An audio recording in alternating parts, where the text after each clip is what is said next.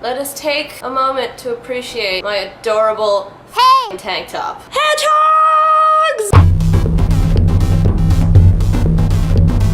So I picked up Super Smash Bros. On the 3DS on Friday, so I would like to give you a little review of sorts. Okay, here goes.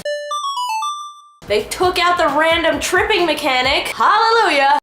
Some of the stages are a little bit difficult to maneuver on the really tiny screen of the 3DS. Granted, if you have a 3DS XL, it's probably not as bad, but I don't have that. Especially like the gimmicky ones where there's like a lot of stuff going on. It gets kind of difficult to see. That said, there is constantly a player indicator like CPU, 1P, 2P, whatever, over your head, and you have an outline, which helps, but still a little iffy sometimes. But for the most part, not even a problem.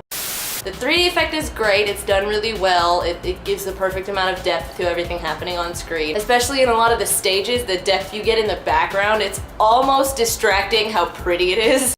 Before each versus match, you get a little tip that pops up on screen while it's loading that gives you a little information about the character you're about to play, about an item, about the stage, or whatever, and it's really super helpful, especially if you're the kind of person who doesn't like to read the manual. It's a great way to learn about the game as you play it.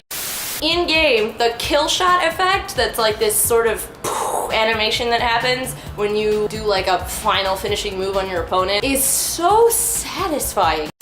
The battle results music sounds exactly like in the original Smash Bros. Game. I love stuff that's like a nod back to old things, and there's a lot of that in this game. Actually, the music in general is pretty great. The remixes of existing game tunes are pretty on point, and then the actual game themes are pretty good. You know, they're severely influenced by Brawl, but it's good. The screen slam kills, you know, when the opponent like flies into the lens and like just slides down, those have been vastly improved. Now there's a variety of animations. It's not just one pose that they hit when they hit the screen. So it's a treat every time it happens. I only did it like twice just to try it before making this video. It seems a little overcomplicated for my taste, just personally, because Smash has always been about fighting, not so much about customizing characters and like power-ups and stuff like that, but the entire point of Smash Run is power-ups. You basically just like go through for like 4 minutes collecting as many power-ups as possible by defeating on-screen enemies, and then you go and you fight a match with your power-ups. I guess it can be fun if you're better at it than I am, but I'm not very good at it. I really like it. It's got like different paths. There's like a sort of map that you can follow and you can choose which way you go, so you never play the same mode twice, I guess.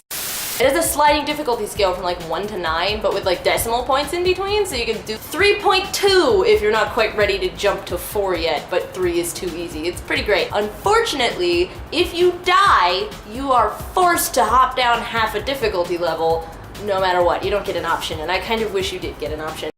Also, the final boss is so awesome. All-Star mode's pretty sweet. It's the same from previous games, except now the sets of characters you fight are broken up into like eras of Nintendo. Not by series, but by character. So like you'll have Pikachu in one set of characters, but then you'll have Greninja in a later set, because Greninja is a more recent character, even though Pokemon is an older franchise, which is pretty cool. It's really nice to move through the decades like that and relive the magic while beating the shit out of it. Pit's death screams are hilarious. I have been maining Fierce Deity Link like nothing else. I'm not even sorry. Attack of the Clones. There's a lot of clones happening. Why is Dark Pit a character on his own? Why? He is literally just Pit with a black outfit on. There is no difference at all. Also, Lucina is Marth in drag. Like, I understand that in her canon, she's his descendant and she deliberately dresses as him and acts like him and fights like him and whatever, but they're in the same game now. You can't put them in the same game like that. It doesn't, they're the same character except one's a girl. The weirder characters, like the villager and the Wii Fit trainer and some other stuff, you'd think they'd be gimmicky and like terrible and difficult to play, but actually they're really well fleshed out and they're pretty viable options as characters. But why is Zero Suit Samus, one of her alt costumes, is her in a sports bra and hot pants? Why? Was the skin-tight bodysuit not enough for you? You had to put her in her underwear? I mean, I don't get it! You could have just changed the color or something! Whatever, you know what? I'm just gonna take this to be like, Samus is so badass that she can kick all of the ass even without her armor or her space-age technology suit or whatever. She can kick butt in her underwear. Yes. Gerudo? Hey. Bally.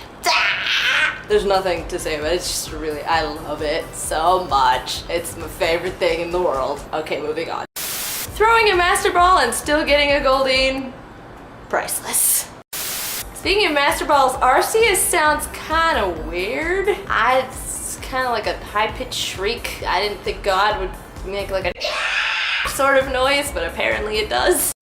That orb sword thing, it's like a rock with an eyeball and a whirlwind effect.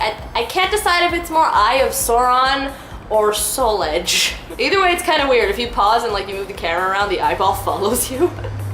That's unsettling. Is it just me, or is the Nintendo Assist Trophy like super creepy in 3D? I don't know, it's really unsettling for some reason. Speaking of Nintendogs, the living room stage is so distracting. I just want to watch the little puppies and kitties playing in the background, and then suddenly I'm being crushed to death by falling blocks and stilettos.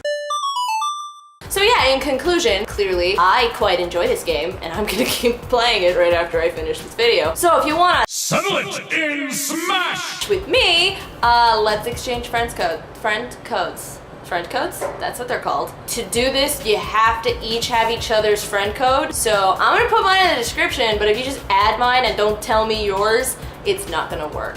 So let's do it! Friends, yay! Okay, I'm gonna go back and play some more now. Peace, love, geekdom. Goodbye! If you want to subscribe to see more of my face, you can click on my face. Ha! So convenient.